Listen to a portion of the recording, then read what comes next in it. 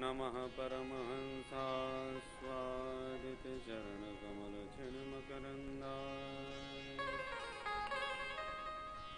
भक्तजनमानस निवासाय श्रीरामचन्द्राय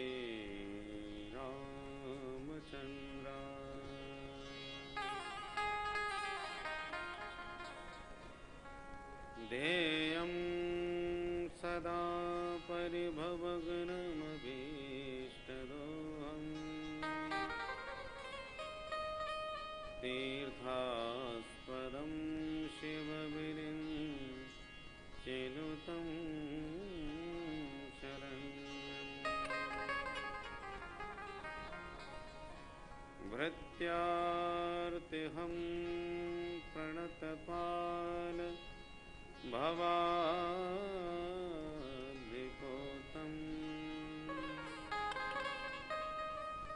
वन्दे महापुरुषते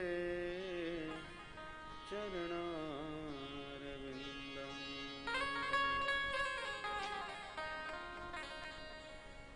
वंशी विभूषितकरान्नवनीरदाभात् पीताम्बरतरुणबिम्बफलाधरोष्ठा पूर्णेन्दुसुन्दरमुखादरविन्दनेत्रा कृष्णात् परं किमपि तत्त्वमहं न जाने। नारायणं नमस्कृत्य नरं चैव नरोत्तमं देवीं सरस्वतीं व्यासं ततो जयमुदीरये।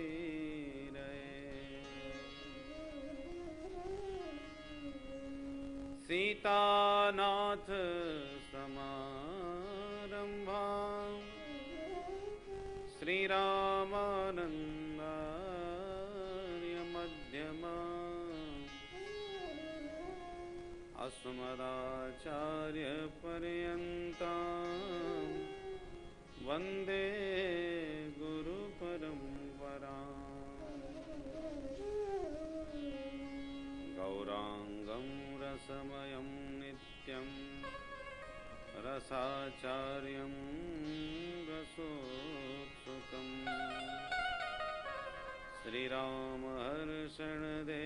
श्रीरामहर्षणदेवाख्यं सद्गुरुं प्रणमाम्यहम्। जय जय श्रीराधारमण जय जय नवल किशोर जय गोपीचित चोर प्रभु जय जय माखन चोर। बोल वृंदावन बिहारी लाल की श्री सद्गुरुदेव भगवान की श्रीमद्भागवत महापुराण की जय जय श्री राधे। मैंने रटना लगाई रे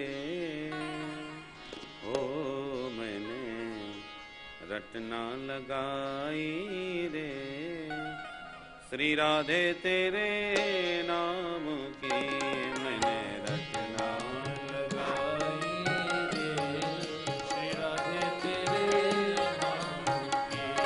मैंने रटना लगाई रे राधे तेरे नाम की। मैंने रटना लगाई रे श्री राधे तेरे नाम की। राधे तेरे नाम की किशोरी तेरे नाम की। राधे तेरे नाम की किशोरी तेरे नाम की। श्री राधे तेरे नाम किशोरी तेरे नाम की। मैंने रचना लगाई रे राधे तेरे नाम की, मैंने रचना लगाई रे श्री राधे तेरे नाम की। मेरी पलकों में राधा, मेरी अलकों में राधा, मेरी पलकों में राधा, मेरी अलकों में राधा, मेरी पलकों में राधा, मेरी अलकों में राधा, मेरी पलकों में राधा, मेरी अलकों में राधा।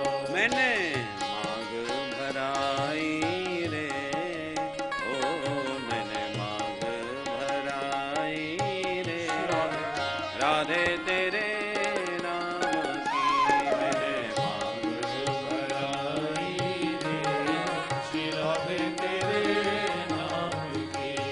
मेरे नैनों में राधा, मेरे बैनों में राधा, मेरे नैनों में राधा, मेरे बैनों में राधा, मेरे नैनों में राधा, मेरे बैनों में राधा, मेरे नैनों में राधा, मेरे बैनों में राधा, मेरे नैनों में राधा, मेरे बैनों में राधा, मेरे नैनों में राधा, मेरे बैनों में राधा। ओ मैंने मेहंदी रचाई रे, ओ मैंने मेहंदी रचाई रे राधे तेरे नाम की, मैंने मेहंदी रचाई रे श्री राधे तेरे नाम की। मेरी चुनरी में राधा, मेरी दुलरी में राधा, मेरी चुनरी में राधा, मेरी दुलरी में राधा, मेरी चुनरी में राधा, मेरी दुलरी में राधा, मेरी चुनरी में राधा, मेरी दुलरी में राधा। ओ मैंने नथनी सजाई रे, ओ मैंने नथनी सजाई रे श्री राधे तेरे नाम की, मैंने नथनी सजाई रे श्री राधे तेरे नाम की। मेरे अंग अंग में राधा, मेरे संग संग में राधा, मेरे अंग अंग में राधा, मेरे संग संग में राधा, मेरे अंग अंग में राधा, मेरे संग संग में राधा, मेरे अंग अंग में राधा, मेरे संग संग में राधा, मेरे अंग अंग में राधा, मेरे संग संग में राधा, मेरे अंग अंग में राधा, मेरे संग संग में राधा। कान्हा बंसी बजाई रे, ओ कान्हा बंसी बजाई रे राधे तेरे नाम की, कान्हा बंसी बजाई रे श्री राधे तेरे नाम की, राधे तेरे नाम की, किशोरी तेरे नाम की, राधे तेरे नाम की, किशोरी तेरे नाम की, राधे तेरे नाम की, किशोरी तेरे नाम की, राधे तेरे नाम की, किशोरी तेरे नाम। ओ मैंने रचना लगाई रे राधे तेरे नाम की, ओ मैंने रचना लगाई रे श्री राधे तेरे नाम की। कान्हा बंसी बजाई रे राधे तेरे नाम की, कान्हा बंसी रचाई रे श्री राधे तेरे नाम की। बोल राधा रानी की बरसाने वाली की, मोहन प्यारे की, बंसी वाले की, जय जय श्री राधे।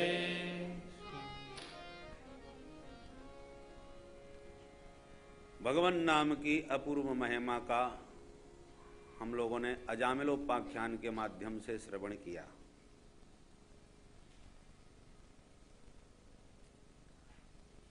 व्यास जी महाराज नाम की महिमा में यहां तक कह दिए, नामस्थ यावतीर शक्तिर पाप निर्हरणम हरे तावत कर्तुम न शक्नोति पातकम पातकी जना। बड़े से बड़ा महापातकी अपने जीवन में इतने पाप कर्म नहीं कर सकता जितना प्रभु का एक नाम उन समस्त पापों को दग्ध करने में सक्षम है। अद्भुत नाम की महिमा है। अब परीक्षित ने पूछा, महाराज नरकों से बचने के लिए नाम महिमा सुन करके बड़ी शांति मिली। अब परीक्षित ने प्रश्न किया कि आपने जो ध्रुव जी का वंश सुनाया था वो अधूरा सुनाया महाराज। प्रचेतागणों के प्रसंग के बाद फिर आपने आगे नहीं बताया, तो क्या वो वंश आगे नहीं बढ़ा? तब सुखदेव जी वो प्रसंग पुनः प्रारंभ करते हैं जो चतुर्थ स्कंद में छोड़ा था। बोले परीक्षित, प्रचेतागणों के पुत्र दक्ष हुए, उनका असकनी कन्या से विवाह हुआ। दक्ष ने कठोर तप किया, सृष्टि के विस्तार की शक्ति प्राप्त करके असकनी कन्या से उन्होंने 10,000 पुत्रों को जन्म दिया। सभी से कहा तपस्या करो और उसके बाद सृष्टि का विस्तार करो। तो 10,000 निकल पड़े तपस्या करने। सो रास्ते में नारद जी मिल गए। कहां जा रहे हो तुम सब? तपस्या करने जा रहे हैं। कुछ जानते हो? बोले पूछो। अच्छा तो बताओ, ऐसा बिल देखा है जिसमें घुसने के बाद कोई बाहर नहीं निकलता? बोले हम तो नहीं जानते ऐसे बिल को। अच्छा, दोनों ओर बहने वाली नदी को देखा है? नदी मुबह तो बाहिया बाहम, इधर भी बहती है उधर भी बहती है। बोले हमने तो ऐसी नदी नहीं सुनी। 5-5 वस्तुओं से बने हुए एक भव्य भवन को देखा है? पंचाद्भुतम गृहम। बोले हमने नहीं देखा। बोले तुम कुछ नहीं कर सकते, तो महाराज आप बता दो। नारद जी बोले ऐसे कैसे बता दें, पहले चेला बनो। ठीक है, बन जाते हैं। सभी को चेला बना लिया, सबको समझा दिया। देखो, जिस बिल में जाने के बाद कोई वापस नहीं आता उसका नाम है अपुनर्भव, मोक्ष। मोक्ष हो गया, फिर लौट के नहीं आना पड़ता। दोनों ओर बहने वाली नदी है ये माया, सृजन भी कर रही है, संहार भी कर रही है। विचित्र नदी ये माया है। 5-5 वस्तुओं से भव्य भवन का जो निर्माण हुआ ये मनुष्य शरीर है। पंच ज्ञान इंद्रियां, पंच कर्मेंद्रियां, पंच महाभूत, पंच तन्मात्राएं, ये सब पंचाद्भुतम गृहम, पंच प्राण, ये सब 5-5 वस्तुओं से बना हुआ है। इस प्रकार से उन सबको विरक्त कर दिया, सबको वैराग्य का उपदेश दे दिया। दक्ष को पता चला, बड़ा क्रोध आया नारद जी के ऊपर, और कोई बात नहीं, अपने मन को समझाया और 1000 बच्चों को फिर पैदा किया। उनको भी समझा के कहा बच्चों तपस्या करके वापस आके सृष्टि का विस्तार करो। नारद जी ने उनको भी पकड़ लिया और बड़े भैयाओं की तरह उनको भी भेज दिया। बस अब तो दक्ष को बर्दाश्त नहीं हुआ। क्रोध में भरे दक्ष बैठे थे, इतने में नारद जी सामने ही आ गए, और जो सामने आए फिर तो इतनी गाली सुनाए, अरे पाखंडी कहीं के, भिकमंगे, भिकारियों का रास्ता दिखाने वाले, तू देखने में साधु है पर भीतर से घोर असाधु है। अहो असाधो साधु नाम साधुलिंगे नस्तया असाध्व कार्यमर्भकाणाम भिक्षो मार्ग प्रदर्शितः। खूब गालियां दी। तूने मेरे बच्चों को विरक्त कर दिया, शाप देता हूं तेरा पैर एक जगह नहीं टिकेगा, तू ऐसे ही घूमता फिरेगा। तस्मात् लोकेषु ते मूढ़ न भवेद भ्रमतः पदम। शाप दिया। नारद जी ने स्वीकार किया और दक्ष के शाप को स्वीकार करके नारद जी शांत लौट गए। दक्ष प्रभावित हुआ, भाई ये चाहते तो हमको भी शाप दे सकते थे पर बोले नहीं। सच में साधु है, बड़ा सहनशील है। नारद जी ने तो मन में सोचा अच्छा हुआ महात्माओं को रमते राम रहना चाहिए। तो नारद जी तो साफ प्रसन्नता पूर्वक स्वीकार करके चले गए, प्रत्युत्तर कुछ नहीं दिए। ये साधुता पर दक्ष प्रभावित हुआ। बाद में अब की बार दक्ष ने 60 बेटियों को जन्म दिया और दक्ष की इन्हीं 60 बेटियों से संसार का विस्तार हुआ। 60 बेटियों में 27 तो चंद्रमा को ब्याह दी। अश्विनी, भरणी, कृतिका, रोहिणी, ये सब चंद्रमा की पत्नियां हैं। चंद्रमा ने रोहिणी से विशेष प्रेम किया तो दक्ष का कोप भाजक उन्हें बनना पड़ा। और 13 कन्या कश्यप जी को ब्याही। दिति, अदिति, दनु, काष्ठा, सुरसा, इला, ये सब कश्यप जी की पत्नियां हैं। कद्रु, विनता, ये सब कश्यप जी की पत्नियां हैं। दिति से दैत्यों का जन्म हुआ, अदिति से आदित्य देवताओं का जन्म हुआ, कद्रु से सर्पों का जन्म हुआ, विनता से गरुड़, अरुण आदि पुत्रों का जन्म हुआ। जो अपना गोत्र भूल गया हो वो संकल्प में कश्यप गोत्रोत्पन्न कह सकता है। प्राय सब कश्यप जी की ही संतान है। बहुत विस्तार हुआ।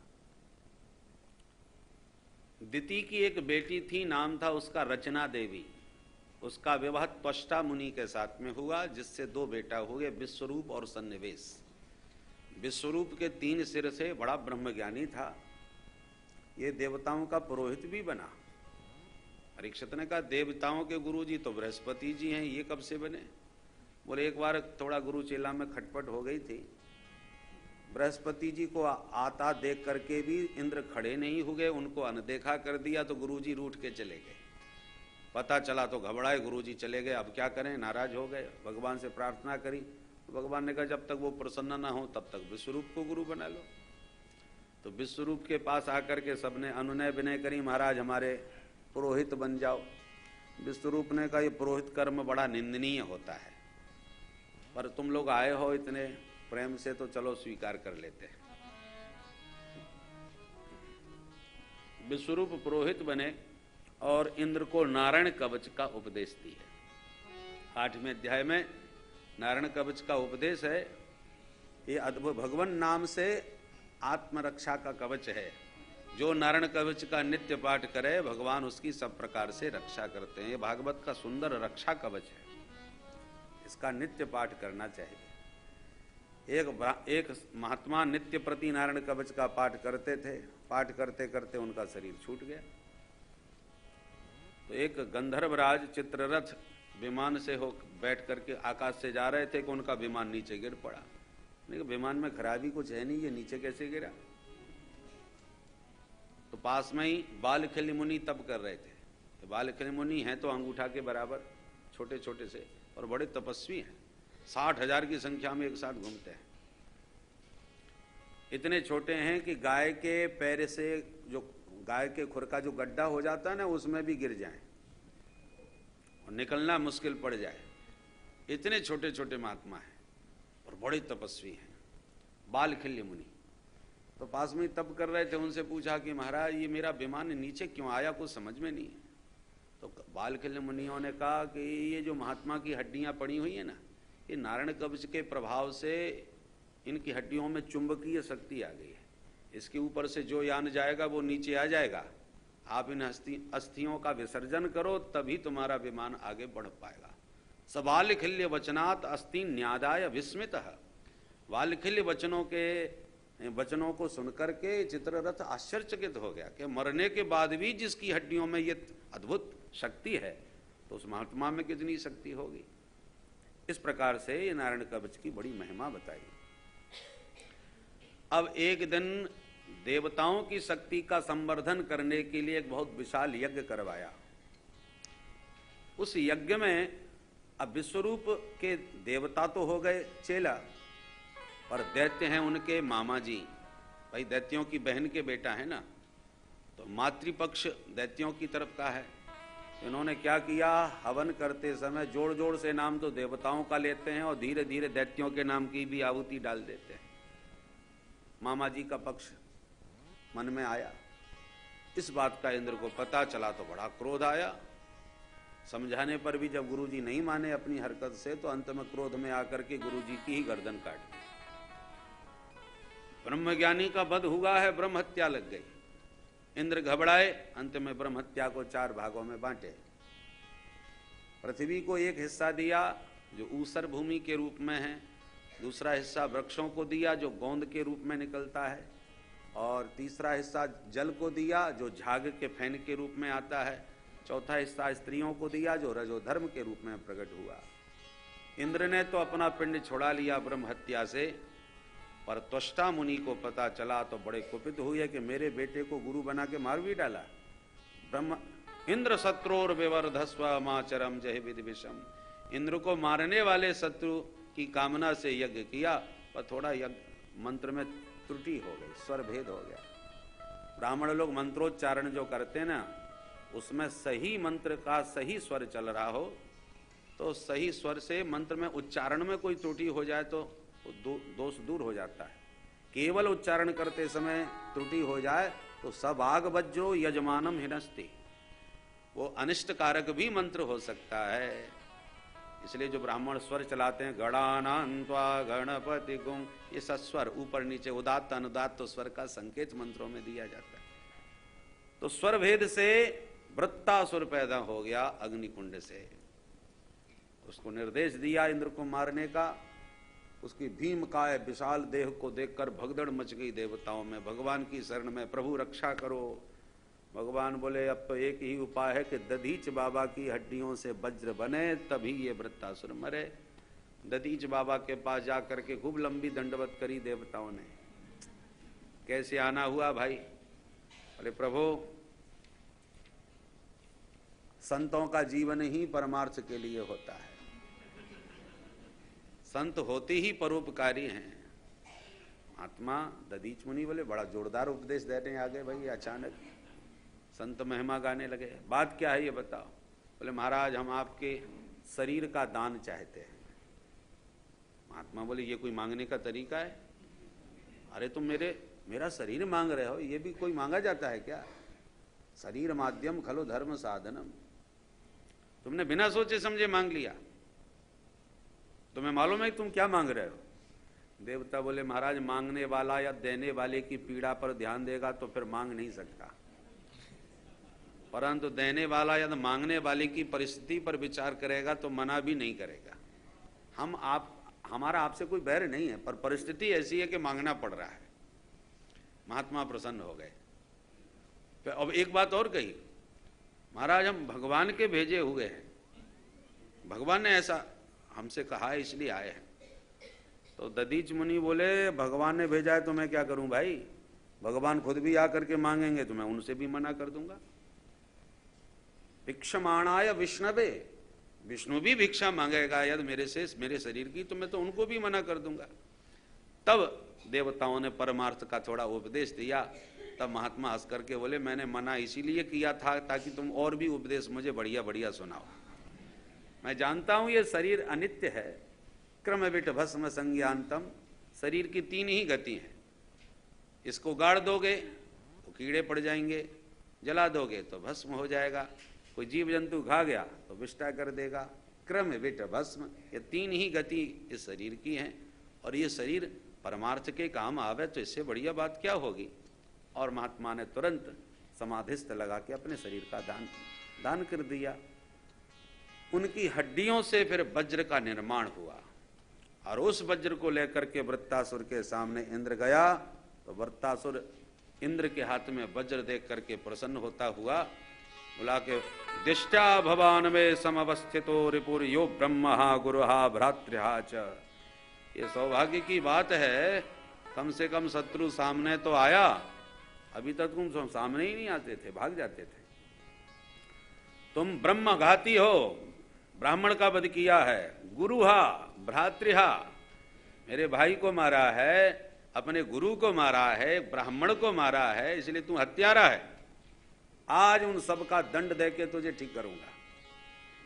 वाक युद्ध करते करते अंत में वज्र में उसे मानो बिहारी जी दिखाई पड़ गए, भगवत दर्शन होने लगा।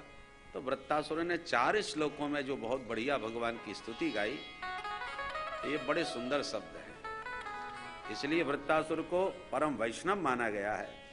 और गौड़ीय संप्रदाय में तो वृत्तासुर नहीं बोलते, श्री वृत्र कह करके इसका बड़ा सम्मान करते हैं। वृत्तासुर नहीं बोलते, श्री वृत्र परम वैष्णव है। इसकी भावना कितनी परम पवित्र है।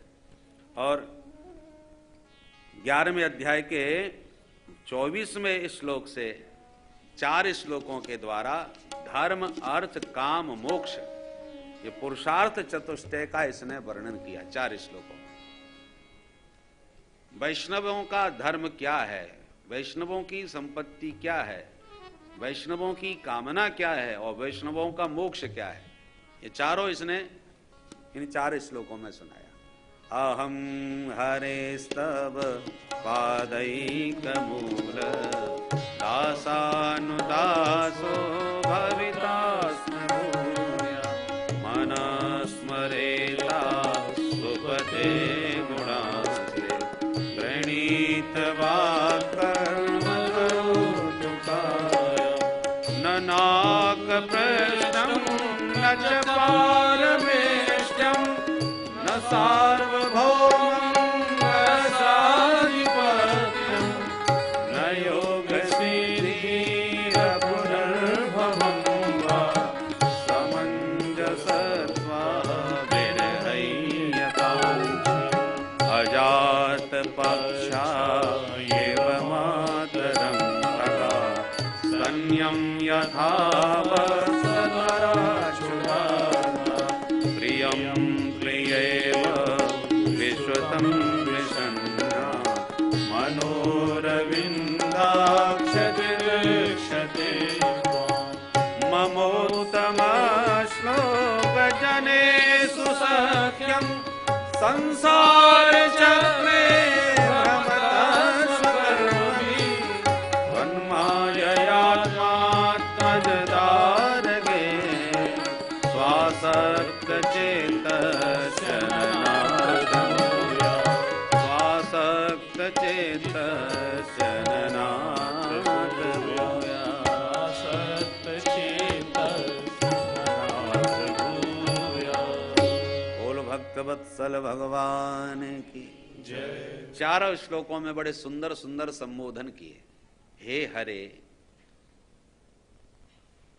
अहम तब पादैक मूल दासानुदासो भवितास्मि। हे प्रभु आप मुझे भले ही अपना दास न बनाओ, परंतु अपने दासों का दास तो बना ही सकते हो। अपने दासों का दास मुझे बना लीजिए। मन स्मरेत, मेरा मन सदा आपका स्मरण करे। हे अशुपते, संबोधन अशु प्राणान प्राणपति, हे प्राणपति, हे प्राणनाथ, मैं मन से सदा आपका स्मरण करूं और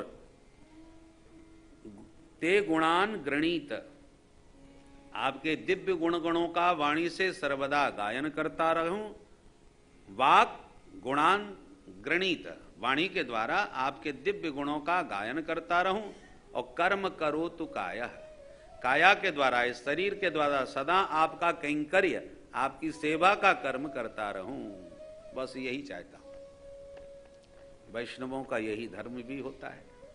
वैष्णव धर्म क्या है?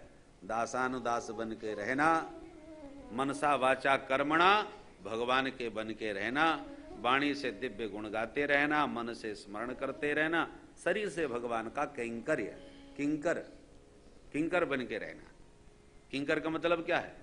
किम करोमीति किंकरः, मैं स्वामी जी की क्या सेवा करूं, मैं प्रभु की कौन सी सेवा करूं। हमेशा सेवा में सजग रहे, स्वामी को कहने का अवसर न दे, कहने से पहले ही समझ ले कि इस समय मुझे क्या करना चाहिए, उसका नाम किंकर है।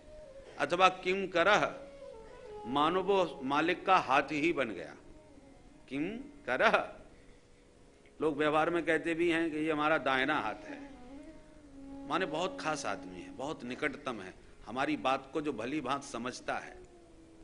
किंकर, अरे सिर में खुजली मचे तो क्या हाथ को आदेश देना पड़ता है कि जाओ सिर को खुजला के आओ? कभी नहीं। आपकी पीठ पर भी कोई मक्खी बैठती है या कोई चींटी चढ़ जाती है तो हाथ अपने आप पीछे पहुंच जाता है। और आपके सिर पर कोई भी प्रहार करे तो कहना नहीं पड़ेगा, हाथ खुद ही अब उसकी सुरक्षा के लिए बढ़ जाएगा। तो जैसे शरीर की सेवा में और सुरक्षा में हाथ तत्पर रहता है, ऐसी मालिक की सेवा सुरक्षा में जो सर्वदा तत्पर रहे उसका नाम किंकर, हाथ की तरह। तो भगवान की सेवा में सदैव तत्पर रहना वैष्णव धर्म है। दूसरा अर्थ, संपत्ति। वैष्णवों की संपत्ति क्या है? संपन्न नारायण स्मृति। वृत्तासुर कहता है कि मुझे न स्वर्ग चाहिए, न मुझे ब्रह्म पद चाहिए, न मुझे सार्वभौम पद चाहिए, न मुझे योग सिद्धि चाहिए, मुझे मोक्ष भी नहीं चाहिए। अपुनर्भवम वा, मोक्ष की भी अभिलाषा नहीं है, तो फिर चाहिए क्या? हे समंजस। ये समंजस शब्द संबोधन है। समंजस शब्द का श्रीधर स्वामी पाद अर्थ करते हैं, हे अखिल सौभाग्य निधे, हे समस्त सौभाग्य के प्रदाता प्रभो, त्वाम विरहय्य कांक्षे, मैं तो आपका विरह चाहता हूं, आपके लिए दिन रात छटपटाना चाहता हूं, आपके लिए तड़फना चाहता हूं। मेरी संपत्ति क्या है? आपसे मिलन की तड़फ मेरे भीतर हो, ललक मेरे भीतर हो। वैष्णवों की यही संपत्ति है, हमेशा भगवान के विरह में छटपटाते रहें, विरह में व्याकुल रहें। कैसा विरह चाहते हो? तो तीसरे श्लोक में कामना प्रकट करता है।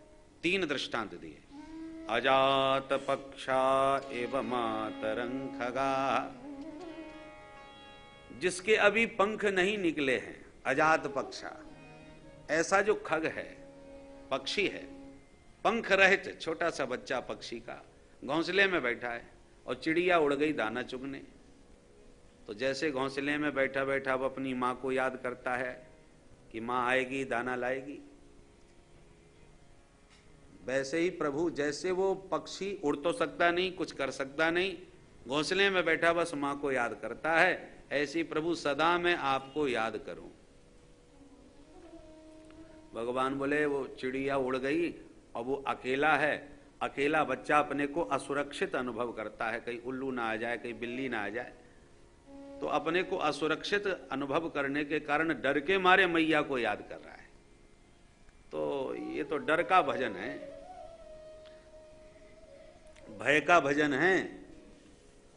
तब बोला कि अच्छा, तो दूसरा दृष्टांत दिया, स्तन्यम यथा वत्सतरा क्षुधार्ता।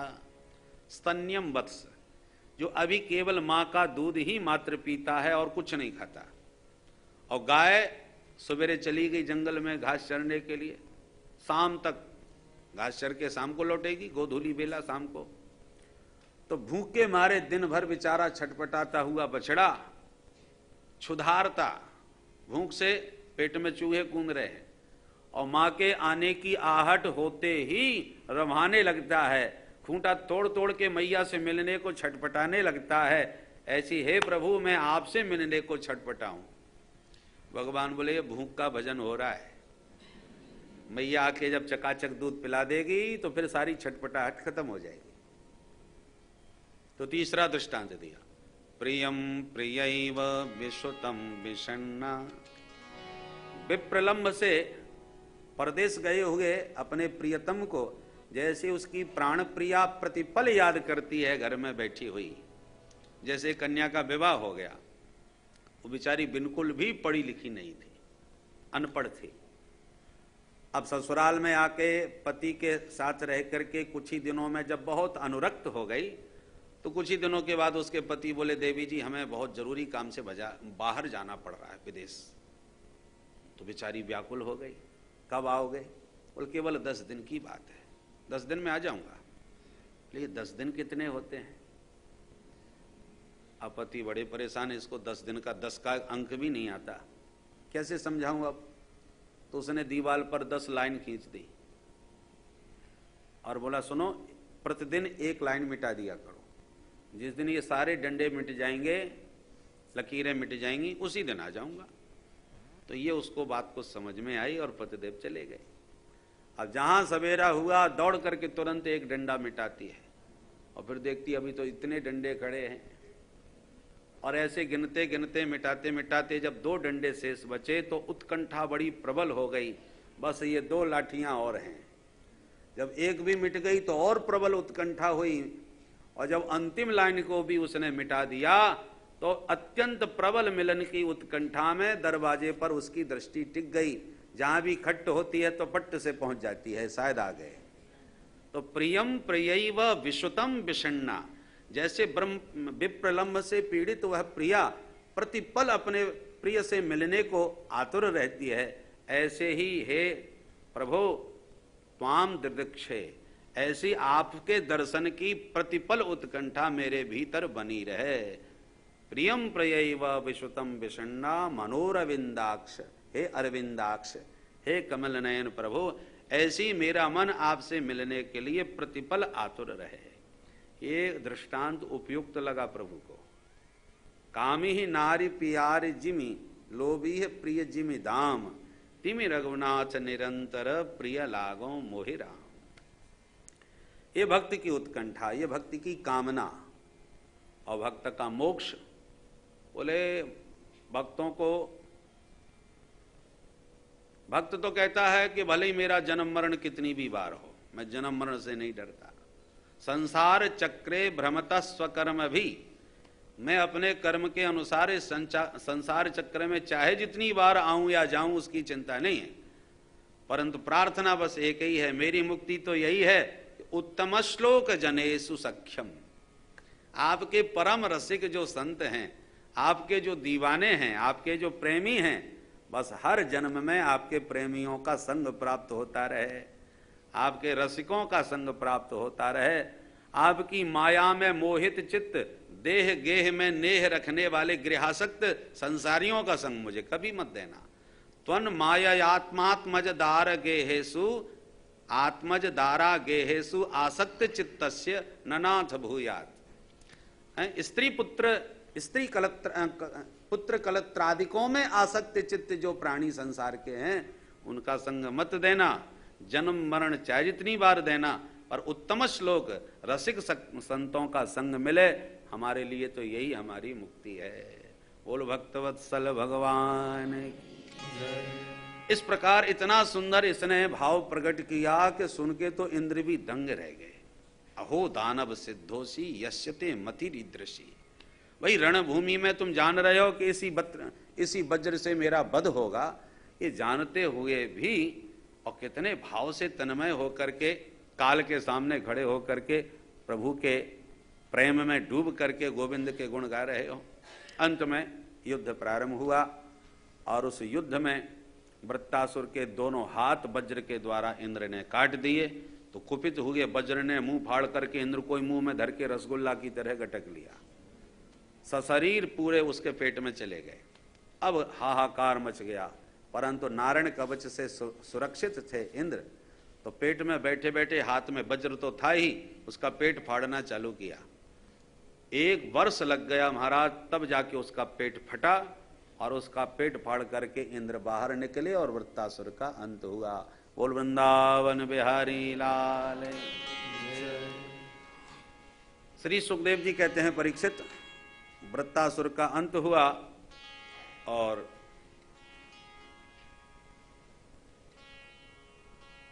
इससे इंद्र थोड़े से खिन्न भी हुए। क्यों? बोले वृत्तासुर के मरने से फिर इनको ब्रह्म हत्या लगी थी, तो भागते फिरे बेचारे। तब ऋषियों ने ब्रह्म हत्या से इनको बचाया यज्ञादि कर्म के द्वारा। और उसी अवधि में जब इंद्र भाग गए थे, छुप गए थे, तो राजा नहुस इंद्रासन को प्राप्त किए, पर नहुस की मति खराब हो गई थी, इसलिए उनको भी पतित होकर के सर्प योनि में जाना पड़ा था। महाभारत में विस्तार से यह प्रसंग आता है। परीक्षित बोले, महाराज एक बात बताइए, वृत्तासुर कहने को असुर जाति का था, फिर भी इसका इतना पवित्र भाव बना, ये कुछ समझ में नहीं आया। इसमें ये संस्कार कहाँ से आए? कौन था ये? सुखदेव जी कहते हैं, ये चित्रकेतु नाम का राजा था। लाखों रानियां थीं इसकी, पर बच्चा एक भी नहीं। एक दिन अंगरा जी से प्रार्थना करी तो अंगरा जी ने एक फल दिया, बड़ी रानी को खिला दिया, और बड़ी रानी कृतिद्युति से एक पुत्र का जन्म हो गया। अन्य रानियों को सोतिया डाह हो गया। उन्होंने उस कुछ ही दिनों के बाद वो बच्चे को जहर खिला दिया। राजा को पता चला, राजा रानी बिलख बिलख के रोए, बहुत चीत्कार किया। तो अंगरा जी नारद जी के साथ प्रकट हुए, राजा को विविधि भांत समझाया। कोई स्यात् तब राजेंद्र भवान यमन सोचती, किसके लिए शोक कर रहे हो? बहुत प्रकार से समझाया, पर राजा तो एकदम शोक मग्न थे। इस समय उन्हें कुछ भी नहीं सुहा रहा था। आप दोनों कौन हैं महाराज? तब अंगिरा जी ने समझाया, मैं वही अंगिरा हूं जिसने तुम्हें फल दिया था। अरे महाराज, मेरे पुत्र को ठीक कर दो, नहीं तो मैं भी मर जाऊंगा। अंगिरा जी ने बहुत समझाया, पर इनकी समझ में नहीं आया। तो अंत तो गत्वा नारद जी ने कहा, पीछे हटिए, मैं इनको समझाता हूं। और नारद जी ने समझा, राजन ये रोना धोना तो तुम बंद करो, तुम्हें बेटा चाहिए, मैं अभी जिंदा करता हूं।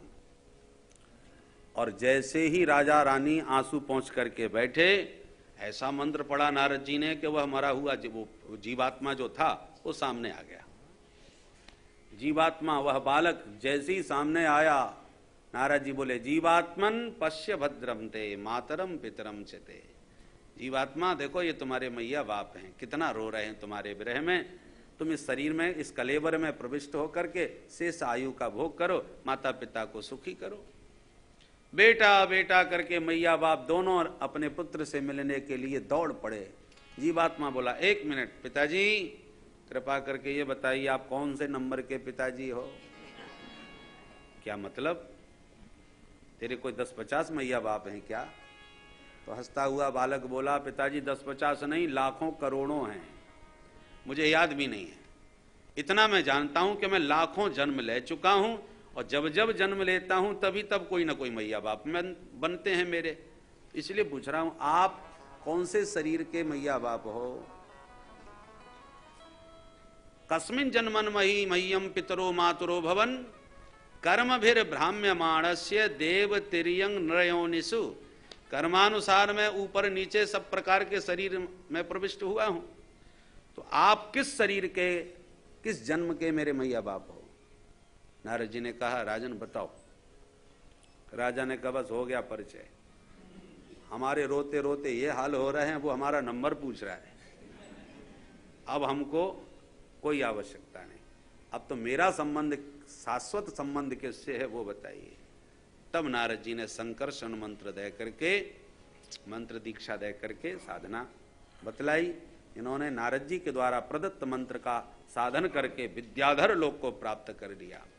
एक दिन विमान में बैठ के चित्रकेतु विद्याधर लोक में विचरण करते हुए कैलाश पर्वत पहुंचे।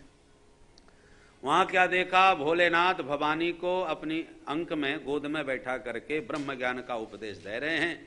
यह दृश्य देख करके इसको बड़ा अटपटा लगा और भोले बाबा से बोला, एस लोक गुरु साक्षात धर्मम वक्ता शरीरिणाम आस्ते मुख्य सभायाम वही मिथुनी भूय भार्यया।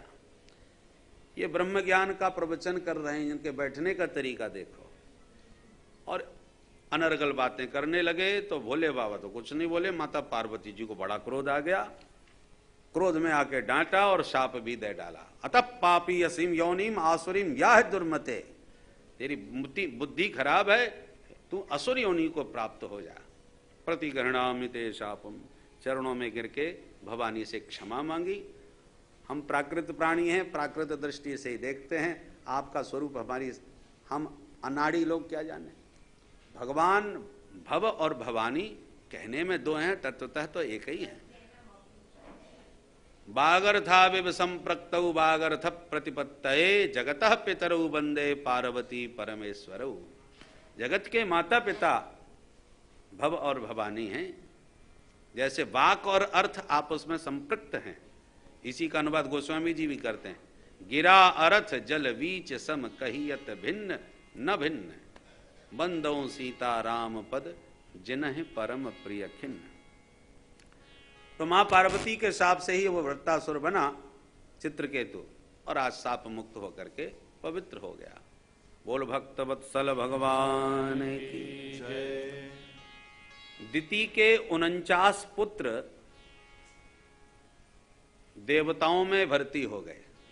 जैसे दिति पुत्र दैत्य ही हैं, परंतु दिति पुत्र 49 जो मरुद गणों के नाम से जाने गए थे, हैं दिति के बेटा, पर देवताओं में गिने गए। क्योंकि एक बार दिति ने इंद्र को मारने वाला पुत्र पैदा करने का संकल्प लिया, तो उसके लिए कश्यप जी ने उन्हें पुंसवन व्रत बतला दिया 1 वर्ष का।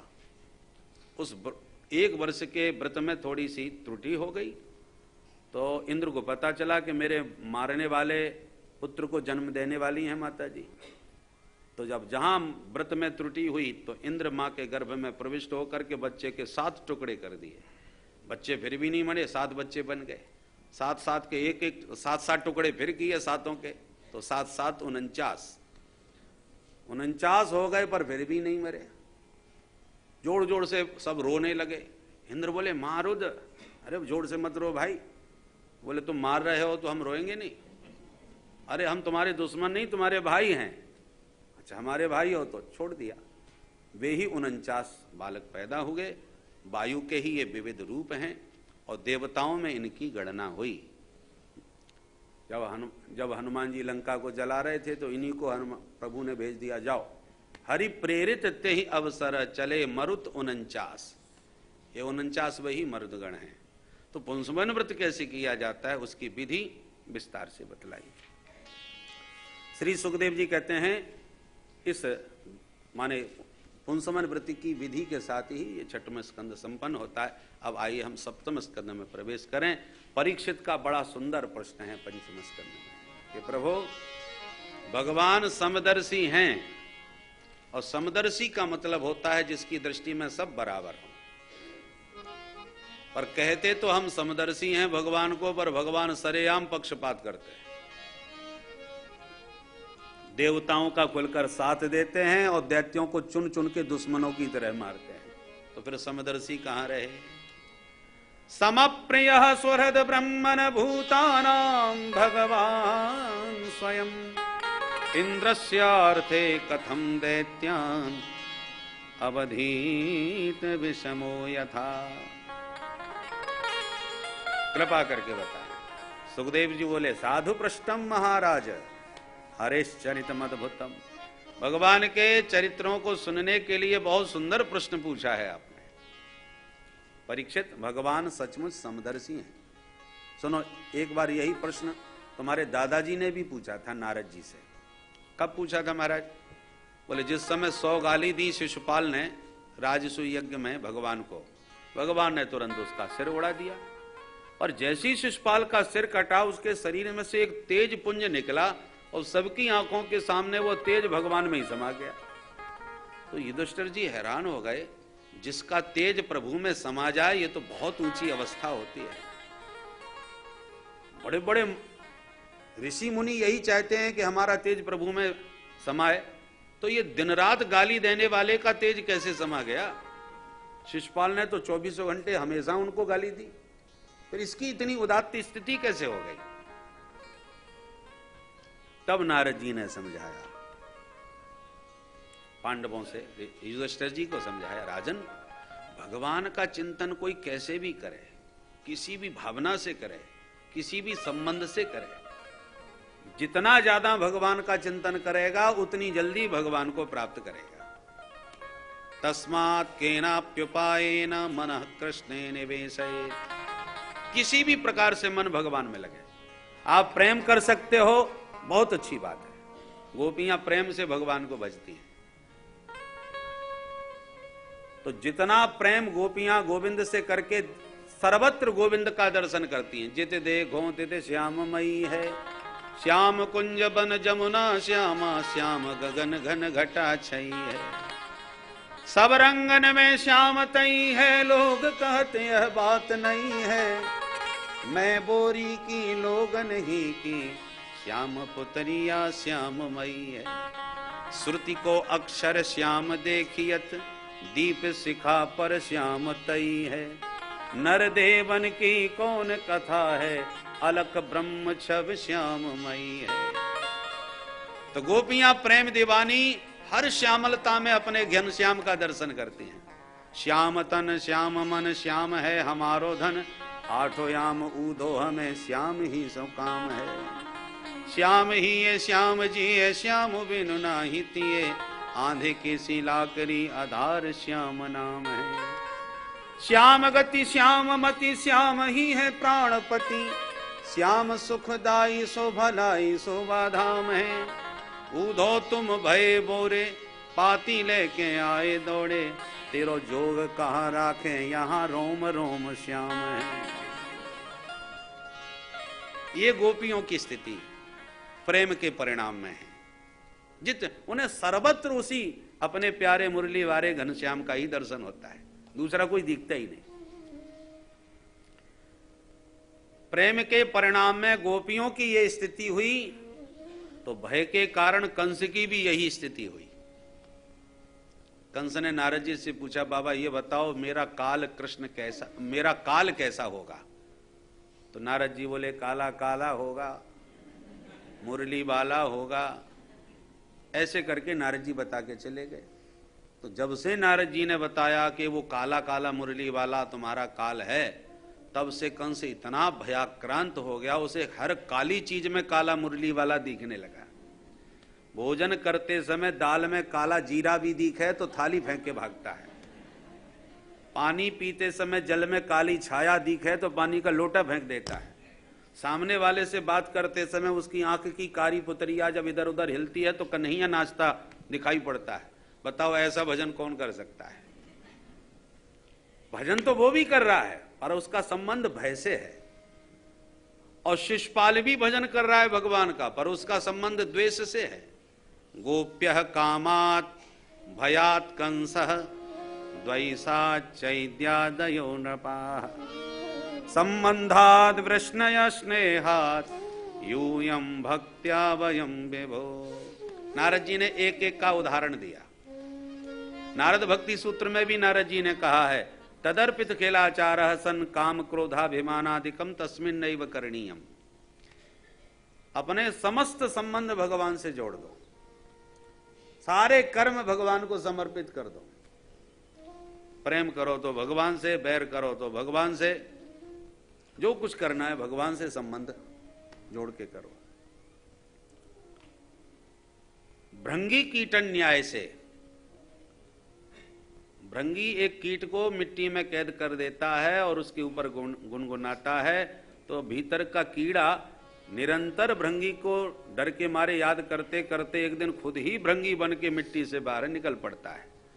उसी प्रकार चाहे भय से करो, चाहे प्रेम से करो, चाहे द्वेष से करो, चाहे बैर से करो, पर जितना ज्यादा चिंतन भगवान का करोगे उतना शीघ्र भृंगी कीट न्याय से तुम भी भगवत स्वरूप हो जाओगे। बोलो राधे राधे, राधे राधे। एक बार दुष्टों ने भगवान से कहा, प्रभु हम ना होते तो आज आप भी ना होते।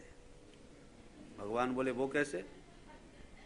दुष्टों ने कहा, महाराज हम आतंक फैलाते हैं, आपके भक्तों को सताते हैं, तो सब रोते रोते चिल्लाते हुए आपको पुकारते हैं, तब आप चले आते हैं धरती पर। तो आपके बुलाने के मूल कारण तो हम ही हुए ना, हम नहीं। अरे रावण ने आतंक फैलाया तो राम जी को आना पड़ा, कंस ने आतंक फैलाया कन्हैया को आना पड़ा, तो कोई कारण तो हम ही बने। भगवान बोले, बात तो ठीक कह रहे हो, परंतु कहना क्या चाहते हो? बोले, यही कहना चाहते हैं जब हमारे कारण आप आते हैं तो आपके आने का हमको भी तो कुछ फायदा मिलना चाहिए। क्या चाहते हो? बोले, हमारा भी उद्धार करो। भगवान बोले, तो तुम हमारा भजन करो। दुष्टों ने कहा, भजन ही करेंगे तो फिर दुष्ट ही किस मतलब के? दुष्टों से कहीं भजन होता है क्या? ये भजन तो हमसे हो नहीं सकता। आप ऐसा कोई उपाय बताओ जो हमसे हो सके। हो ये भजन नहीं तामस देहा, तामसी प्राणियों से भजन नहीं हो सकता, हमारा स्वभाव नहीं। भगवान बोले, तो क्या हो सकता है? बोले, आपको गालियां खूब दे सकते हैं, झगड़ा कर सकते हैं। ये लड़ाई झगड़ा उत्पात मचाना ही हम लोगों का स्वभाव है। भगवान बोले, जाने दो, तुम मेरा भजन नहीं कर सकते तो दिन रात हमको गाली दो, मुझसे प्रेम नहीं कर सकते तो मेरे से पक्का अपना दुश्मनी ठान लो, बैर भाव से कम भजन तो हमारा ही करोगे, स्मरण तो करोगे इस बहाने से। किसी भी संबंध से भगवान का स्मरण करो, पर संबंध कुछ ना कुछ अवश्य होना चाहिए। कोई भी संबंध नहीं होगा तो कल्याण नहीं होगा। संबंध कोई भी हो चलेगा, तो हे मोहे नाते अनेक मानिए जो भाव है। नाता कोई ना कोई जोड़ लो। किसी का आपसे कोई संबंध नहीं तो आप उसको क्यों याद करोगे? संबंध होगा तभी तो आप उसको याद करोगे, संबंध के नाते। प्रेमियों को तो सभी याद करते हैं, पर दुश्मन को भी कोई कम याद नहीं करता। किसी से आपका झगड़ा हो जाए यहां पर, तो और कोई याद रहे या न रहे, पर वो अवश्य याद रहेगा। कि मेरे से ऐसे बोल दिया था। तो दुश्मन भी कम याद नहीं आता, इसलिए भगवान कहते हैं दुश्मनी भी ठाननी है तो हमसे ठानो। और प्रायः दुष्टों ने भगवान, राक्षसों ने, असुरों ने भगवान से इसी संबंध से भगवान को प्राप्त किया है। यदि ये कहा जाए कि भगवान दैत्यों को ही क्यों मारते हैं, तो दैत्य प्रायः भगवान को दुश्मन मानते हैं। इसका मतलब ये नहीं है कि भगवान दैत्य जाति के ही दुश्मन बन गए ना, इसी दैत्य जाति में प्रहलाद भी पैदा हुए हैं। तो प्रहलाद ने भगवान से वो संबंध न बनाया, उन्होंने तो अपना स्वामी का संबंध बनाया। तो भगवान ने प्रहलाद की हर प्रकार से रक्षा करी। कैसे रक्षा करी महाराज? तब प्रहलाद जी का चरित्र विस्तार से गाया कि जिस समय भगवान ने बराह अवतार लेकर के हिरण्याक्ष को मारा था, तब से उसका भाई हिरण्यकश्यपु भगवान का कट्टर दुश्मन बन गया। उसने प्रतिज्ञा करी कि रुद्र प्रियम तर्पयिष्ये भ्रातरम में गतव्यथ, मैं नारायण के रक्त से ही अपने भाई को तिलांजलि दूंगा। अब इसके पहले जब सब पूरा परिवार रो रहा था हिरण्याक्ष के मरने पर, तो हिरण्यकश्यपु ने बड़ा जबरदस्त वेदांत का प्रवचन दिया और ऐसा जोरदार उपदेश दिया आत्मा के नित्यत्व के बारे में कि सभी का शोक उसने दूर कर दिया अपने प्रवचन से। पर बेचारा स्वयं सशोक बना रहा, बाकी सबको अशोक कर दिया। और अंत में बदला लेने के लिए तपस्या करने गया। सते पे मंदर द्रोण्याम तपह परम दारुणम, इतना भयंकर इसने तप किया कि इसके पूरे समस्त शरीर में दीमक लग गई थी। ब्रह्मा जी दौड़े दौड़े आए तो दिखाई न पड़े कि कहां तपस्या कर रहा है। न ददर्श प्रतिक्षिन्नम बलमीक तृण कीच कई, पूरे शरीर में दीमक, मिट्टी और घास फूस पैदा हो गई, इसलिए दिखाई नहीं पड़ा। तब ब्रह्मा जी ने दिव्य दृष्टि से देख के कमंडलू का जल लेके फेंक के मारा तो सारी दीमक हट गई, दिव्य स्वस्थ देह से प्रकट हो गया। उत्तिष्ठ भद्रम ते तपस्सिद्धोसि काश्यप। ब्रह्मा जी बोले खड़े हो जाओ बेटा कश्यप नंदन, क्या चाहते हो मांगो वरदान। तो ब्रह्मा जी को प्रणाम करके स्तुति करी और बोला महाराज मुझे तो अजर अमर बना दो। ब्रह्मा जी बोले अजर अमर तो हम भी नहीं है भैया, विपरार्ध की हमारी भी आयु निश्चित है, ये संभव नहीं, कुछ और मांग लो।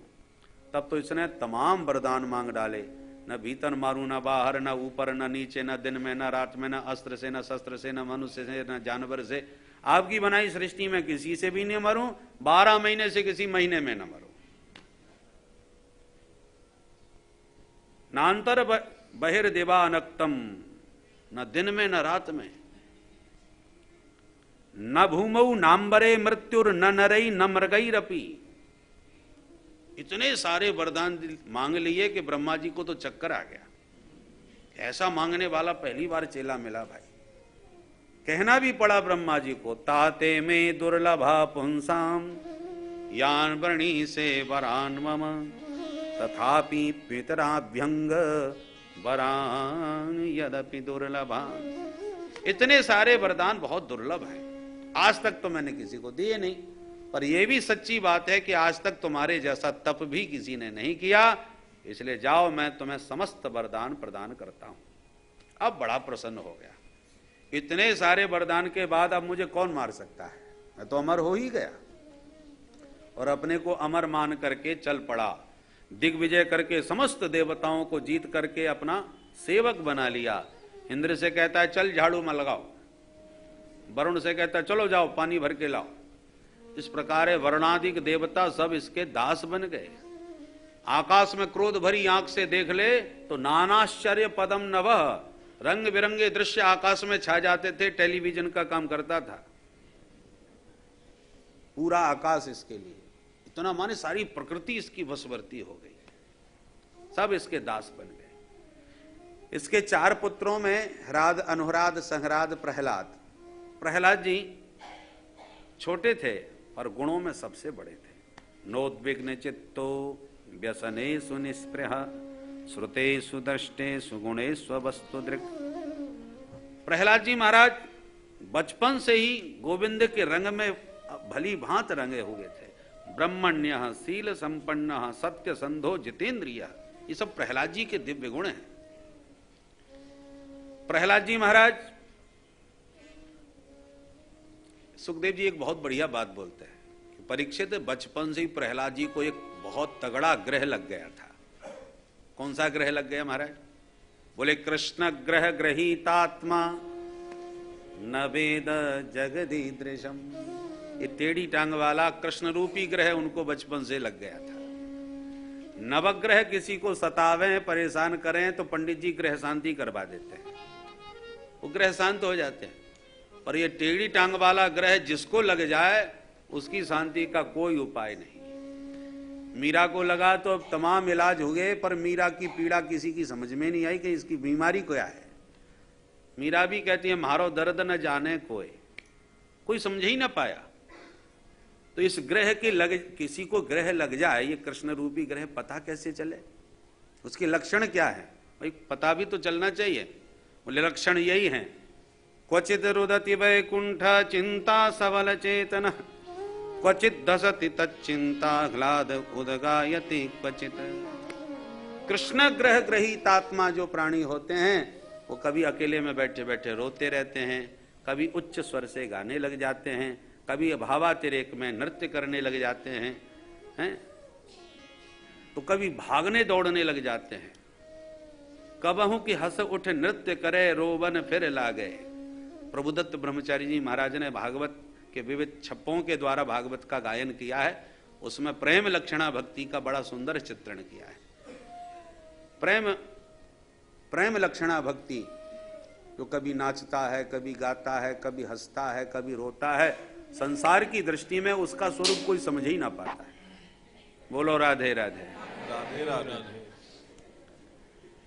प्रहलाद जी की भी यही स्थिति थी। सयाने हो गए तो पढ़ने के लिए विद्यालय में भेजे। कहां? हिरण्यकश्यपु दानव विश्वविद्यालय,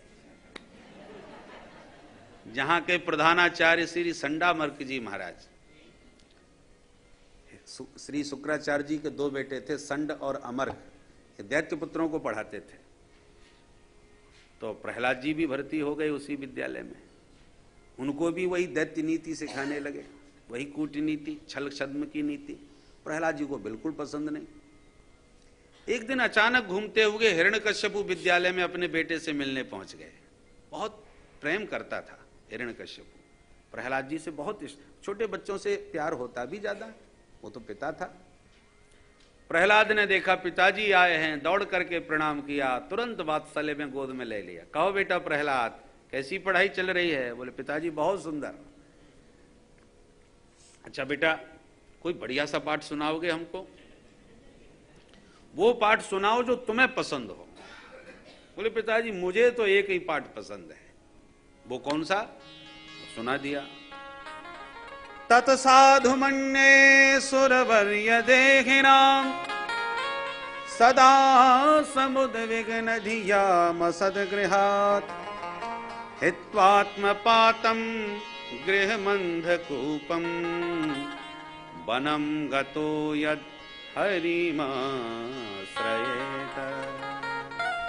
पिताजी तत्साधु मन्ये, मैंने अपनी बुद्धि से जो बढ़िया वाला पाठ समझा है वो एक ही है, और वो क्या है?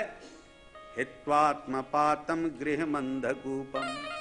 ये घर गृहस्थी का जो जाल है ना, अंधकुआ जैसा है। इस अंधकुएं में जो एक बार गिर पाया वो फिर जीवन भर निकल नहीं पाता, उसी में फंस के रह जाता है। पहले तो निकलने का मन ही नहीं होता। कदाचित किसी का मन हो भी जाए निकलने का कि बस बहुत हो गया, अब चले, तो जैसी वो निकलने लगता है, अंधकुआ से कोई ऊपर निकलने का प्रयास करे तो जो और भी गिरे हैं उसका पैर पकड़ लेते हैं। अकेले अकेले कहां जा रहे हो? या तो हमें भी निकालो। तुम अकेले कैसे निकल जाओगे? तो उसका पैर पकड़ के पटक लेते हैं। तो पहले तो निकलने का मन होता नहीं, और कोई निकलने की कोशिश करे तो परिवार के लोग जकड़ लेते हैं। अरे आपके बिना कैसे चलेगा, हम तो सब बर्बाद हो जाएंगे। बोलो राधे राधे। राधे राधे। तो हित्वात्मपातम गृहमंधकूपम, इस अंधकुएं से फिर निकलना बड़ा मुश्किल है। बुद्धिमान वही है जो इससे निकल के बचकर एकांत में जाए। और वनम गतो यद हरिमाश्रयेत, वन में जाकर के हरि के चरण कमलों का आश्रय ले ले। किस वन में जाए? बोले वनम वृंदावनम गतः हरिम श्री कृष्णम आश्रयेत, वृंदावन में जाके हमारे कृष्ण कन्हैया का आश्रय ले लो। यही जीवन का उत्तम पाठ है। सुनते ही मूड खराब हो गया। हिरण्यकश्यपु तो बहुत ही कुपित हो गया, पर अपने मन को समझा के बोला बच्चा है, बच्चे अच्छा बुरा क्या जाने, वो तो वही बोलेंगे जो उनको सिखाया जाएगा, इसमें इसकी क्या गलती है? गलती तो उसकी है जो इसको सिखाया जा रहा है। सो हंस के बोला बेटा अब तुम जरा भीतर जाओ और अपने आचार्य जी को हमारे पास भेजो। तो प्रहलाद जी भीतर गए। गुरुजी आपको पिताजी याद कर रहे हैं। घबरा गए बेचारे, महाराज आए हैं, दौड़ करके आए। अरे आओ आओ महाराज, कब पधारे? बोले वो सब रहने दो, पहले ये बताओ मेरे बेटे को पढ़ाया क्या जा रहा है?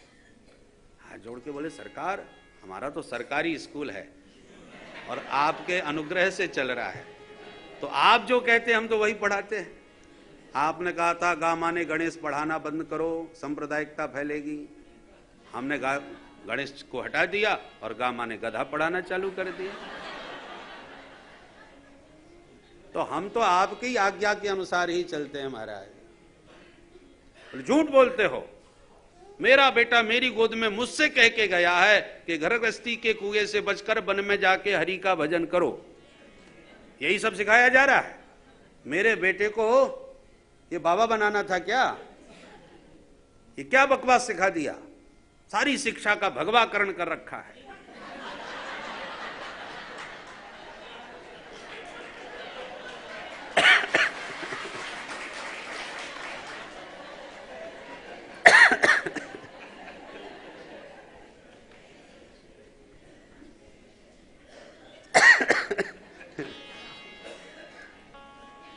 बड़ी जोड़ की डांट लगाई। हाथ जोड़ करके आचार्यों ने कहा महाराज नाराज मत होइए, हमें ऐसा प्रतीत होता है कि इसमें कोई विपक्ष की चाल है।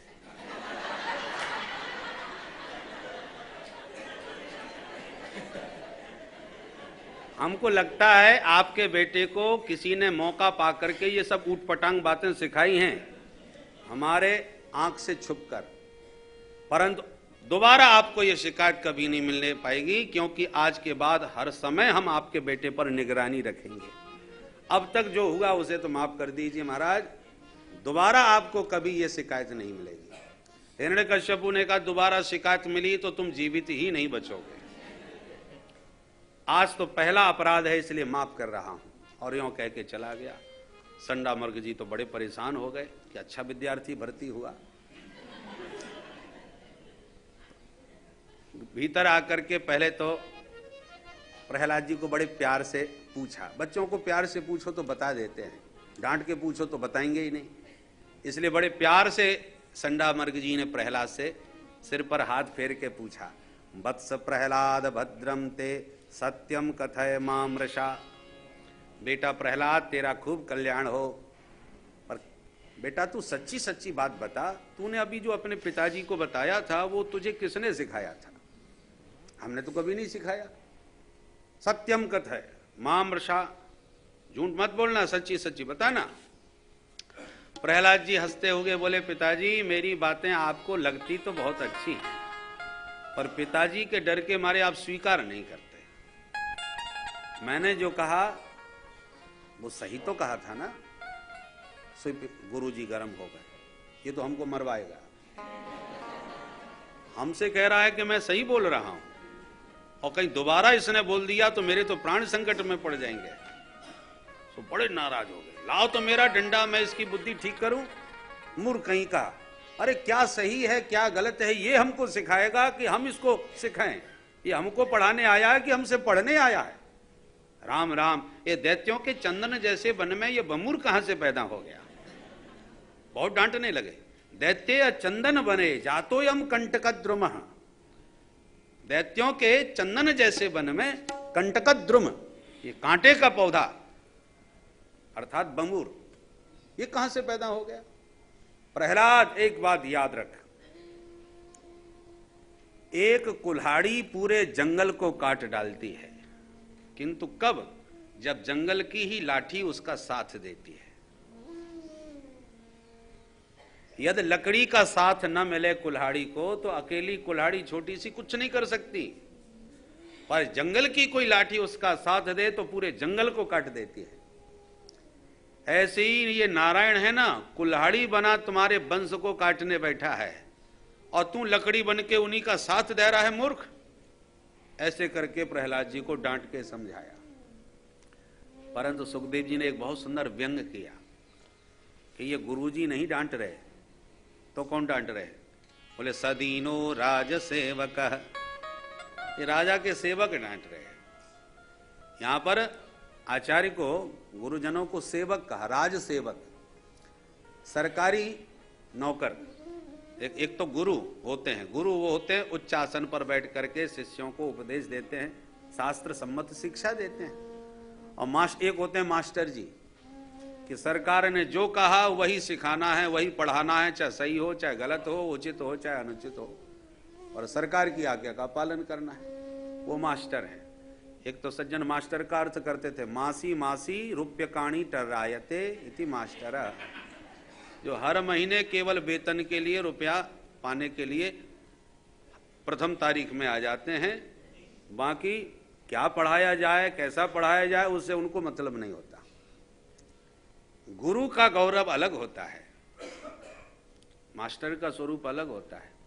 तो यहां पर गुरु शब्द का प्रयोग नहीं कर रहे, सदीनो राज सेवक है, बेचारे दीन राजा के सेवक हैं जो राजा की आज्ञा बेबस होकर के मान रहे हैं, नाट रहे हैं। समय बीता, विद्यालय में अवकाश हुआ। एक दिन जब विद्यालय में छुट्टी हुई तो गुरुजी घर छोड़ने आए। जैसे ही घर छोड़ा तो मां कयाधु ने अपने बेटा प्रहलाद को खूब स्नान करा के, मोटा मोटा काजल लगा के, ठिठौना लगा के खूब सुंदर सजाया। मातृमृष्टम अलंकृतम, मां कयाधु से समलंकृत होकर, सुसज्जित होकर के प्रहलाद जी जैसे ही तैयार हो गए तो मां ने प्रसन्न होकर कहा, बेटा जाओ पिताजी को प्रणाम करके आओ। और जैसे ही पिताश्री के पास प्रणाम करने पहुंचे, सजे समरे बेटे को देखकर प्रेम उमड़ पड़ा, तुरंत गोद में उठा करके बैठा लिया और फिर सिर सूंघता हुआ बड़े प्यार करते हुए बोला, बेटा अब बताओ बढ़िया वाला पाठ कौन सा याद हुआ? पास में ही खड़े थे दरबार में गुरुजी महाराज, उनकी तो धड़कन तेज हो गई, भगवान जाने कौन सा पाठ सुनाएगा। प्रहलाद जी गुरुजी की तरफ देख के बोले, गुरुदेव सुना आपने? पिताजी मेरे से जब भी पूछते हैं बढ़िया पाठ पूछते हैं और सुनना हमेशा घटिया पाठ चाहते हैं। बढ़िया पूछा है तो बढ़िया ही बोलूंगा। पिताजी अब तो 9 पाठ याद हो गए। अरे वाह बेटा, लगता है बढ़िया बढ़िया नई नई कोई नीतियां सीख के आया हो। कौन से 9 पाठ याद किए बेटा? तो सुनाने लगे भगवान की नवदा भक्ति। श्रवणम कीर्तनम विष्णु स्मरणम पाद सेवनम अर्चनम वंदनम दास्यम सख्यमात्म निवेदनम इति पुंसार्पिता विष्णुर्भक्तिश्चेन्नवलक्षण क्रियते भगवत्यद्धा तन्मन्येधीतमुत्तमम्।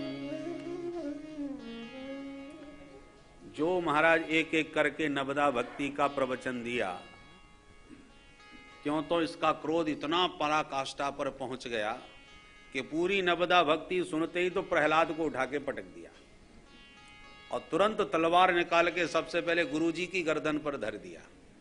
अब तुम नहीं बच सकते, ब्रह्म बंधो, अरे अधम ब्राह्मणो, मेरे बेटे को तुमने ही बर्बाद किया है। पहले 1 पाठ बोल रहा था, आज 9 पाठ बता रहा है। इसका मतलब पूरा हाथ तुम्हारा है इसको बिगाड़ने में। सच बताओ। अब तो गुरुजी थर थर कांपे। महाराज गंगा जल उठवा लो हमसे, जिसकी चाहे शपथ ले लो हमसे। हम दावे के साथ कहते हैं आपके बेटे को हमने तो पढ़ाया ही नहीं, और ये भी दावे के साथ कहते हैं कोई दूसरा पढ़ाने आता नहीं, ना हमने पढ़ाना और किसी ने पढ़ाया। हम विश्वास पूर्वक कहते हैं आपका बेटा ही पढ़ा पढ़ाया पैदा हुआ है, इसको कोई नहीं पढ़ाता। न मत प्रणीतम न पर प्रणीतम सुतो बतत्ते सतवेन्द्र सत्रो नैसर्गिकीयं मतिरस्य राजन् नियच्छ मन्युं कददास्ममानः। विश्वास के साथ हम कह रहे हैं नैसर्गिकीयं मति ही, इस बालक की भगवान ने जन्मजात बुद्धि विचार सब ऐसे ही बना के भेजे हैं, इसको कोई नहीं पढ़ाता। अच्छा। प्रहलाद जी से बोले, हिरण्यकश्यपु सच बताओ बेटा, तुम्हें ये सब बातें कौन सिखा रहा है? प्रहलाद जी मुस्कुरा के बोले, पिताजी ये सारा संसार पिष्टपेषण करता हुआ अंध परंपरा से संसार के अंधकूप में गिरता जा रहा है। जैसे एक अंधों की लाइन जा रही थी, सबसे आगे वाला अंधा एक गड्ढे में गिरा, धम आवाज हुई तो बाकी के अंधे सब सावधान हो गए। आप उसमें बोले कुछ खतरा है भाई, कोई गिर पड़ा क्या, पता लगाओ क्या हुआ। आप जो गिर चुका था उसने सोचा अपने राम तो गिर ही पड़े, इनको भी क्यों छोड़े, हो सकता हम ही को छोड़ के चले जाएं। उससे पूछा क्यों भाई, रास्ता ठीक है? बोले हाँ हाँ बिल्कुल ठीक है, घबराने की कोई बात नहीं, आराम से चले आओ। भाई जब कहा मित्र ने तो विश्वास हो गया, आगे बढ़ गए। जैसे ही आगे बढ़े तो दूसरा भी गिरा, दम। अरे ये फिर आवाज आई, क्या हुआ? दूसरे ने सोचा जब इसने हमको नहीं बताया तो हम भी किसी को क्यों बताएं। अरे कुछ नहीं हुआ, आ जाओ आराम से आ जाओ। परिणाम ये हुआ कि जितने लाइन में थे सब धमाधम होते चले गए, किसी ने किसी को भी सावधान नहीं किया। अंधा यथांधई रूपगी या माना बाची सतंत्या मुरधाम निबद्धा। प्रहलाद जी कहते हैं पिताजी उसी प्रकार से इस अंध परंपरा में घर गृहस्थी के इस अंधकूप में सभी प्राणी गिरते जा रहे हैं, जन्म मरण के चक्कर में पड़ते जा रहे हैं, पिसते जा रहे हैं। कोई भी अपने पुत्र को, अपनी संतति को इस अंधकूप से बचाने में प्रयास नहीं करता, सावधान नहीं होता। मुझे भगवत कृपा से ये विवेक प्राप्त हो गया, और भगवान की जिस पर कृपा होती है वही जान सकता है। सो जानहि जय देव जनाई, सो जानहि देव जनाई, जानत तुमहि तुमहि होई जाई, जानत तुमहि तुमहि होई जाई। मूकं करोति वाचालं पंगुं लंघयते गिरिं, यत्कृपातमहं वन्दे परमानन्दमाधवम्। सो जानहि जय देव जनाई, सो जानहि देव जनाई, देहि देव जनाई, देहि देव जनाई। अब तो पागल हो गया हिरण्यकश्यपु क्रोध में, एकदम कुपित होकर के बोला, ले जाओ इस दुष्ट बालक को मेरी आंखों के सामने से। मैं समझ गया इसमें नारायण भक्ति का भयंकर रोग लग गया है, और मैं ये भी अच्छी तरह जानता हूं ये रोग संक्रामक है, स्वाइन फ्लू की तरह एकदम फैल जाता है। एक को ये बीमारी लग जाए तो फिर फैलते देर नहीं लगती।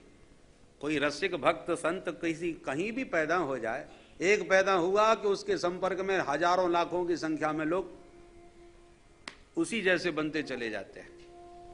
इसलिए अभी तो अकेला प्रहलाद है, इसकी ये बीमारी और समाज के लोगों को लगे उससे अच्छा है इसी को ठिकाने लगा दिया जाए।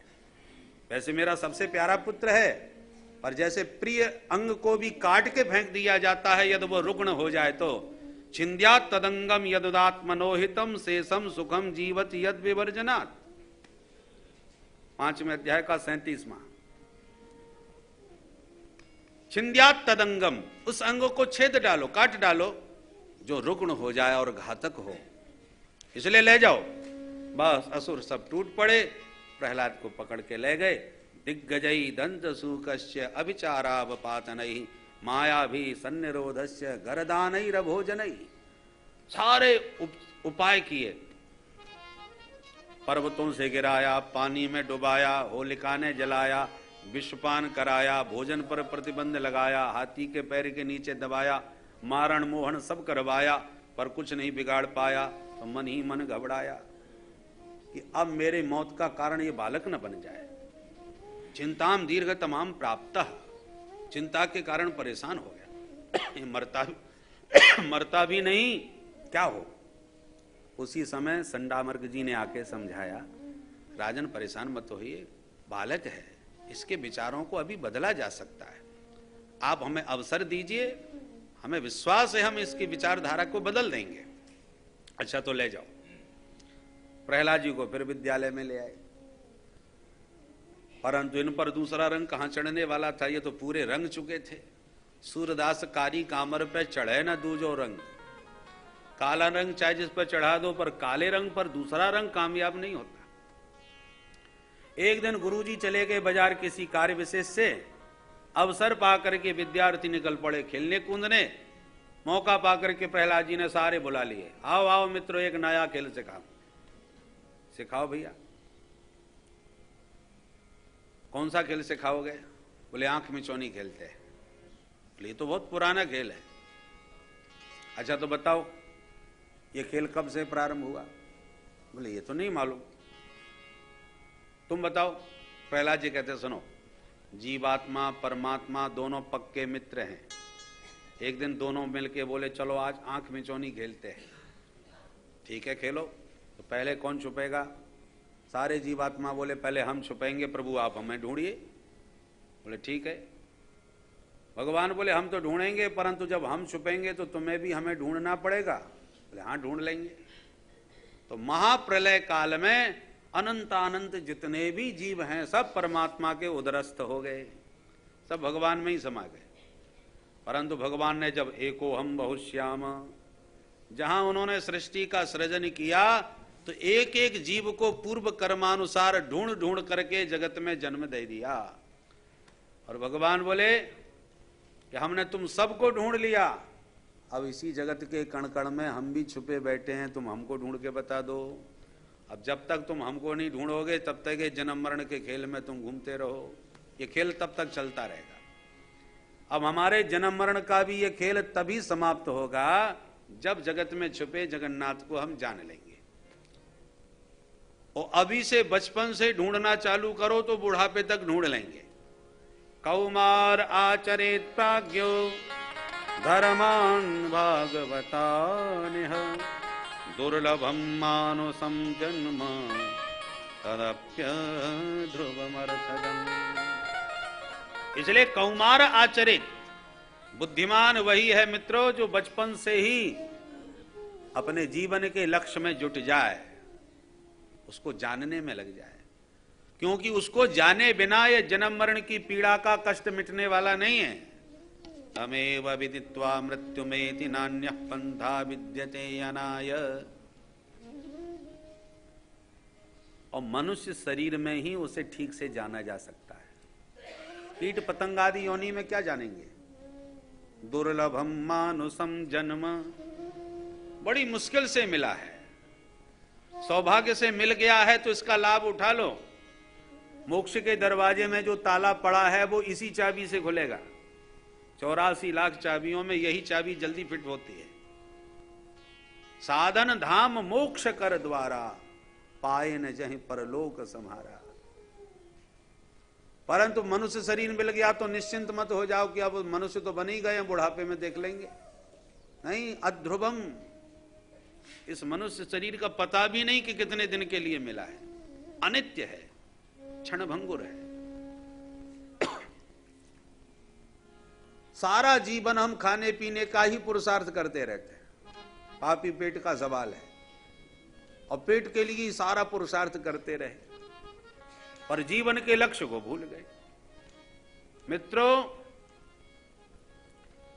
संसार में जैसे हम कोई नहीं चाहते कि हम दुखी हों, फिर भी प्रारब्ध में जो निर्धारित दुख है वो हमें भोगना ही पड़ता है। तो जैसे न चाहने पर भी प्रारब्ध का दुख भोगना पड़ता है, ऐसे तुम न भी चाहोगे तो भी प्रारब्ध प्रदत्त सुख भी तुम्हें प्राप्त होगा। बिना इच्छा के दुख मिला, ऐसी बिना इच्छा के सुख सामग्री भी मिलेगी यदि प्रारब्ध में होगी तो। सुखमेन्द्रियकम दैत्या देह योगेन देहिनाम सर्वत्र लभ्यते दैवात् यथा दुःखमयत्नतः। यथा दुःखमयत्नतः, दुख के लिए कोई प्रयत्न नहीं किया गया, बिना प्रयत्न के दुख मिला। क्यों मिला? बोले दैवात, हमारे प्रारब्ध में था इसलिए भोगना पड़ा। ऐसी सुख भी सर्वत्र लभ्यते, सुख सामग्री भी आपको सर्वत्र उपलब्ध होगी यदि प्रारब्ध में लेके आए हो तो। वैभव का परित्याग करके जंगल में जा बैठोगे तो जंगल में भी वही सुख सामग्री प्राप्त हो जाएगी, जहां जाओगे वहीं। सर्वत्र लभ्यते दैवात। उदाहरण दिया यथा दुखम यत्नत, जैसे बिना प्रयत्न के आपको दुख मिल गया, उसके लिए क्या पौरुष करना, प्रारब्ध के अनुसार वो तो मिलेगा ही। पुरुषार्थ तो भगवत प्राप्ति के लिए करना चाहिए। बड़ा सुंदर उपदेश दिया है। एक ने कहा हमने तो सुना है कि जो वृद्ध हो जाते हैं वो भगवान को भजते हैं, हम बच्चों की उम्र तो खेलने कूदने की होती है।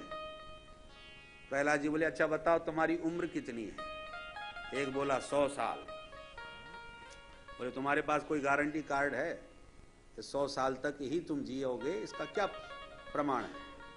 फिर भी मान लेते हैं 100 साल है, तो आधी उम्र तो सोने में गई, रात भर सो के समय बर्बाद करते हैं, आधी उम्र सोने में गई, प्रारंभ की 20 वर्ष की उम्र खेलने कूदने में गई, और 80 के बाद की 20 वर्ष वृद्धावस्था के तमाम रोग व्याधियों से चली जाती है।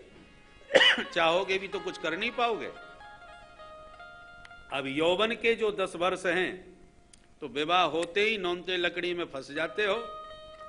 उस समय 24 घंटे देवी जी के ही प्रवचन सुनाई पड़ते हैं कि आज नमक खत्म हो गया, क्या उस बच्चे की फीस जमा करनी है। प्रहलाद जी कहते कथम प्रियाया अनुकंपिताया संगम रहस्यान रुचिरांश मंत्रान। तो घर गृहस्थी के वही मंत्र तुम्हें सुनाई पड़ेंगे तो हरि का भजन कब करोगे? जिंदगी जब तक रहेगी फुर्सत न होगी काम से, कुछ समय ऐसा निकालो प्रेम कर लो राम से। फुर्सत का समय कभी नहीं होता, अभी से लग जाओ। तस्मात् सर्वेषु भूतेषु दयाम कुरुत सौहृदम आसुरम भाव मुन्मुच्य यया तुष्यत्यधोक्षजः। भगवान को प्रसन्न करना चाहते हो मित्रों तो ये आसुरी भाव का परित्याग करो, जीव मात्र पर दया की भावना मन में लाओ। एक विद्यार्थी बोला प्रहलाद हमारे गुरुजी हमको ये बातें कभी नहीं सिखाते, फिर तुम्हें ये बातें कहां से सीखने को मिली, हमें तो बता दो, ये ज्ञान कहां से पाया? प्रहलाद जी बोले जब मैं मां के पेट में था ना तो मेरी मां का अपहरण कर लिया था इंद्र ने, तो नारद जी ने डांट के मेरी मां को बचा लिया और इंद्र को भगा दिया। नारद जी के कहने से इंद्र ने मेरी मां को छोड़ दिया। मेरी मां ने नारद जी के चरण पकड़ लिए तो नारद जी बोले बेटी चिंता मत करो, संतों के आश्रम में रहो, सुरक्षित हो, और मैं आशीर्वाद देता हूं क्षेमा इच्छा प्रसूत है। जब तक तुम इच्छा नहीं करोगी तब तक तुम्हारा गर्भगत शिशु जन्म ही नहीं लेगा। मेरी मां को आशीर्वाद दिया नारद जी ने, तो मेरी मां ने मुझे जन्म ही नहीं दिया। वो चाहती थी कि जब मेरे पिताजी तपस्या करके लौटेंगे तभी उनके सन्मुख मुझे वो जन्म देना चाहती थी। तो तपस्या करने पिताजी गए थे और मेरी मां को नारद जी बहुत बढ़िया बढ़िया प्रवचन सुनाते थे, तो मां के पेट में बैठ के मैं भी सुनता रहा। मां भले ही भूल गई पर मैं नहीं भूला, इसलिए मेरे असली गुरुदेव देवर्षि नारद हैं। विद्यार्थी बोले हो तो हमारे गुरुजी ठीक ही कहा करते थे, ये पढ़ा पढ़ाया पैदा हुआ है। प्रहलाद तेरी बातें बहुत प्यारी लगती हैं, हमारा तो बहुत मन होता है तेरे साथ नाचने कूदने का कि हम भी भजन करें, पर तेरे पिताजी से बहुत डर लगता है भाई। प्रहलाद जी बोले जिन प्रभु ने मेरी रक्षा करी वो प्रभु तुम सबकी रक्षा करेंगे। भगवान कोई मेरे अकेले के थोड़ी हैं, भगवान तो सबके हैं। विश्वास दिलाया। देवो सुरो मनुष्यो वा यक्षो गंधर्व एव च भजन मुकुंद चरणम स्वस्तिमान से आदि यथा वयम। जैसे प्रभु ने मुझ पर कृपा करी हम सब पर कृपा करेंगे, चाहे किसी भी जाति का कोई भी हो, देव असुर यक्ष गंधर्व कोई भी हो, भगवान सबके हैं। विद्यार्थी बोले तो अब जो होगा सो देखा जाएगा। प्रहलाद आज हम तेरे साथ, आज खेलना कूदना बंद, चलो तेरे साथ कीर्तन करते हैं, गुरुजी भी इस समय नहीं है, मौका बहुत बढ़िया है। बोले ठीक है तो हो जाओ तैयार। फिर क्या था, सारे विद्यार्थी झूम उठे और मस्त होकर के नाच उठे। गोविंद मेरो है, गोपाल मेरो है, गोविंद मेरो है, गोपाल मेरो है, गोविंद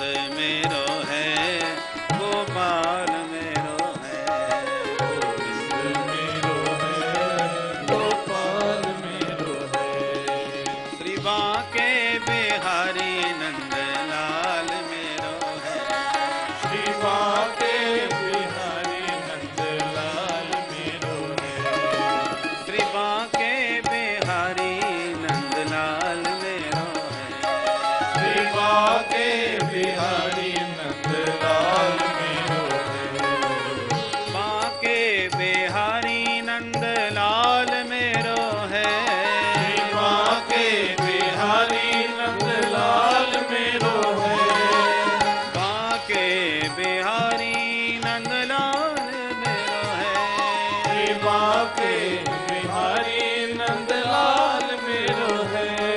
श्री बांके बिहारी नंदलाल मेरो है। श्री बांके बिहारी नंदलाल मेरो है। बांके बिहारी नंदलाल मेरो है। श्री बांके बिहारी नंदलाल मेरो है। गोविंद मेरो है, गोपाल मेरो है। गोविंद मेरो है, गोपाल मेरो है। गोविंद मेरो है, गोपाल मेरो है। गोविंद मेरो गोपाल मेरो है। बोल बंसी वाले की जय। जो मस्त होकर के विद्यार्थियों ने गाना बजाना चालू किया, इतने में आ गए महाराज गुरुदेव।